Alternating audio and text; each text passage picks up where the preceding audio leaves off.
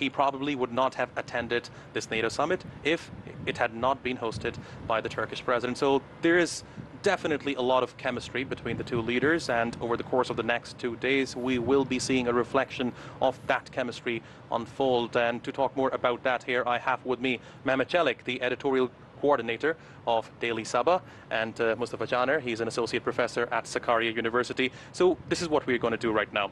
Let's talk about what we saw in the course of the past few hours, especially the pictures, the footages that came to us of President Donald Trump and President Erdogan meeting, and obviously the welcoming ceremony that we saw on the streets of the Turkish capital. So, Mehmet, let's start from the moment the plane landed, and then we saw President Donald Trump come out of the plane, and then there was a warm handshake between the two leaders. And then, one thing that really took me by surprise was the fact that both leaders were walking side by side, and President Erdogan holding President Donald Trump's hand. That really sends a very strong message about the alliance, the partnership that is unfolding between the two countries under the leadership of President Erdogan and President Donald Trump.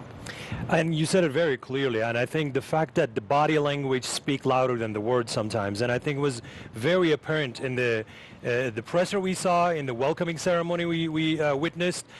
Both leaders have, as you said it earlier too, there's a chemistry, which Donald Trump himself used the word chemistry between the two leaders. And I think this is a big opportunity for Turkish-US relations, the fact that two leaders are on the same page on many topics. Of course, it is not possible to agree on everything on the agenda 100%.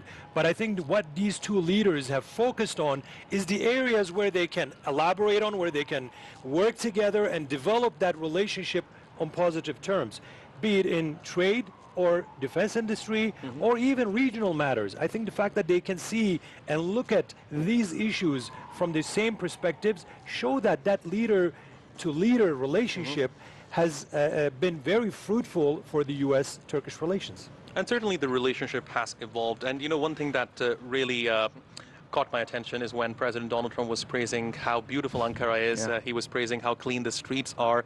And the ceremony, the welcome ceremony, obviously involved full state honors for the President of the United States of America. We also saw military planes giving a salute to the American president. So, Caner, when you look at this kind of ceremony, what do you think the U.S. means to Turkey right now? You said it clearly. He praised many things about Turkey, the infrastructure, roads, the clean air, everything about this organization. Trump is really impressed by this huge organization, and particularly the NATO summit. I think he set the tone. He clearly, engaged in a really, friendly dialogue with President Erdogan, and he established a really, positive environment for bilateral relations between these two countries. Of course, there have been many problems. We inherited them from, past decade, but Trump is really eager to solve these problems. He mentioned a lot of things.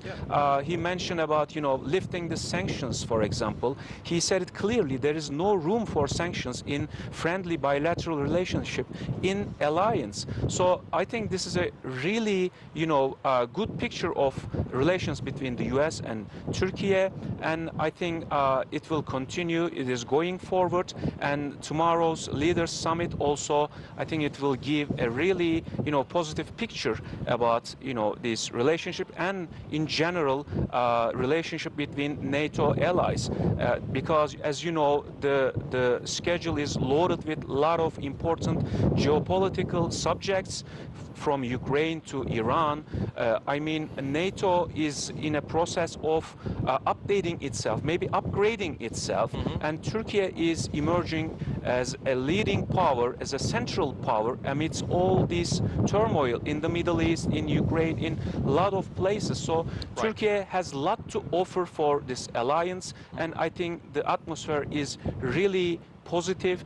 I think the greatest accomplishment was per se Donald Trump's attendance of this summit. So the message is in the place. Ankara is the news center of the world, maybe, because Turkey is really offering a lot, and NATO allies have a lot of things to take from, you know, Turkey's offering. President Donald Trump has been praising Turkey for quite some time now. He has been calling President Erdogan a great friend since he came to the White House. And obviously, over the course of the past few months, there were many expectations from this summit. And during that period, there were also active efforts by certain countries, disinformation campaigns being run against Turkey. But given what we saw today, you know, the tone that President Donald Trump is using to describe his friendship with President Erdogan, and the tone he has been using to describe the relationship between Turkey and the United States, the language that he's using to describe how strong Turkey's military is, I mean, I have to say, Mehmet, whoever was engaging in those disinformation, misinformation campaigns has completely failed. You know, you said it very clearly. I think we need to look at in between the lines when we analyze today's presser. And who was Donald Trump addressing? It wasn't the general audience. It was those, as you said, were trying to use disinformation and misinformation about Turkey and what Turkey is doing in the region. And I think, you know, we should be very clear. Donald Trump comes from a very business-oriented career. He has a business mindset. He's very pragmatic.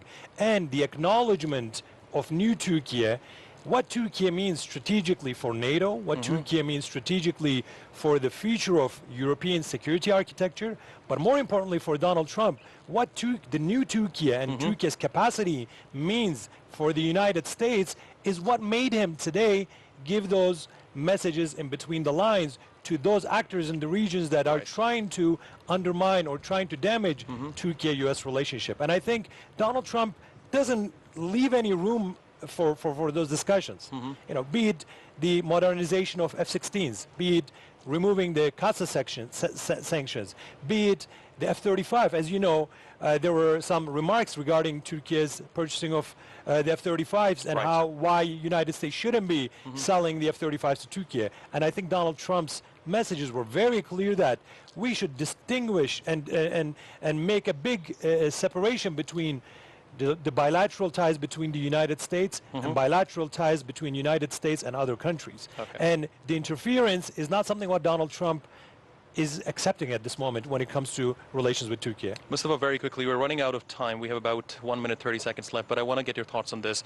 What do you see, where do you see the future of the relationship between Turkey and the United States after this summit concludes? I think it's going forward in the direction of, you know, really positivity, because we are improving our relations, developing our relations in many domains, be it, you know, the defense industry or trade or on different, you know, separate geopolitical agendas in the Middle East, in Syria, in Iran, in, you know, Black Sea, Ukraine, Russia. So we have a lot to work together, and I think leaders' diplomacy is really making a difference in bilateral relations, and I see it very positively.